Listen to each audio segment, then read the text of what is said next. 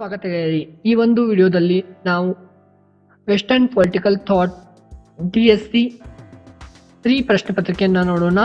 ಈ ಪ್ರಶ್ನೆ ಪತ್ರಿಕೆಯು ಒಟ್ಟು 60 ಅಂಕಗಳಾಗಿರುತ್ತದೆ. ಈ ಪ್ರಶ್ನೆ ಪತ್ರಿಕೆಯನ್ನ ಬರೆಯಲು ಒಟ್ಟು 2 ಗಂಟೆಯ ಕಾಲಾವಕಾಶ ನೀಡಿದ್ದಾರೆ. ಈ ಪ್ರಶ್ನೆ ಪತ್ರಿಕೆಯನ್ನ ಒಟ್ಟು 3 ಭಾಗಗಳಲ್ಲಿ ವಿಂಗಡಿಸಿದ್ದಾರೆ. ಮೊದಲ ಭಾಗ ಅದಲ್ಲಿ 5 ಅಂಕದ 8 ಪ್ರಶ್ನೆಗಳನ್ನ ಕೇಳುತ್ತಾರೆ. ತಾವು 5 ಉತ್ತರಿಸಬೇಕು.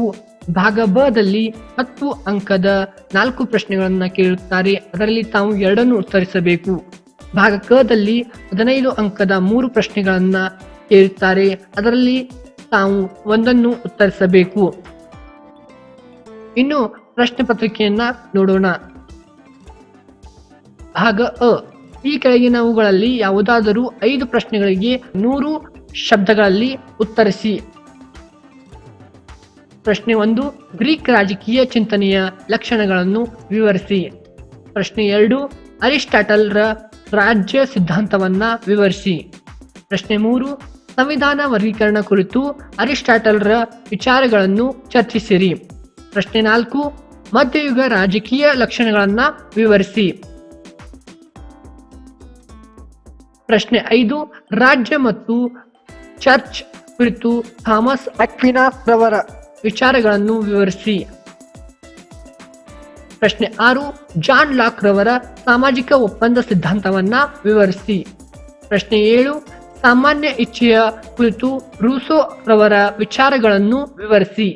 ಪ್ರಶ್ನೆ 8, ಹನ್ನಾ ಅರೆಂಟ್ ರವರ ಆಧುನಿಕತೆಯ ವಿಚಾರಗಳನ್ನು ಚರ್ಚಿಸಿ.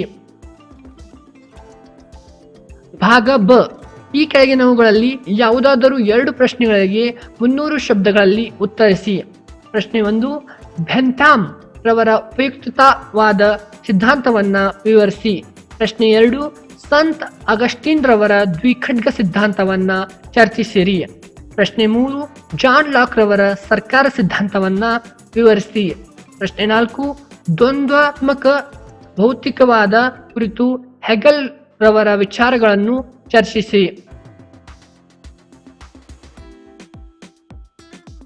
ಭಾಗ ಕ, ಈ ಕೆಳಗಿನವುಗಳಲ್ಲಿ ಯಾವುದಾದರೂ 1 ಪ್ರಶ್ನೆಗೆ 500 ಶಬ್ದಗಳಲ್ಲಿ ಉತ್ತರಿಸಿ.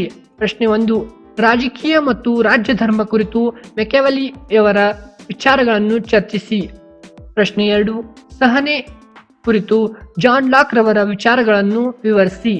ಪ್ರಶ್ನೆ 3, ಜರ್ಗೆನ್ ಹರ್ಬರ್ ಮಾಸ್ ರವರ ಸಂವಹನ ಕ್ರಿಯಾ ಸಿದ್ಧಾಂತವನ್ನ ಚರ್ಚಿಸಿರಿ. ಇಷ್ಟು ಈ ಒಂದು ಪ್ರಶ್ನೆ ಪತ್ರಿಕೆ ಆಯಿತು. ನಾವು ಈ ಪ್ರಶ್ನೆ ಪತ್ರಿಕೆಯನ್ನ ಡೌನ್ಲೋಡ್ ಮಾಡಿಕೊಳ್ಳಲು ಡಿಸ್ಕ್ರಿಪ್ಷನ್ ಬಾಕ್ಸ್ ನಲ್ಲಿ ನೀಡಿರ್ತಕ್ಕಂಥ ಲಿಂಕ್ ಮೇಲೆ ಕ್ಲಿಕ್ ಮಾಡಿ ಪ್ರಶ್ನೆ ಪತ್ರಿಕೆಯನ್ನ ತಾವು ಡೌನ್ಲೋಡ್ ಮಾಡಿಕೊಳ್ಳಬಹುದು. ಇದೇ ರೀತಿಯ ಪ್ರಶ್ನೆ ಪತ್ರಿಕೆಗಳನ್ನ ವೀಕ್ಷಿಸಲು ನಮ್ಮ ಚಾನಲ್ ಅನ್ನು ಸಬ್ಸ್ಕ್ರೈಬ್ ಮಾಡಿ.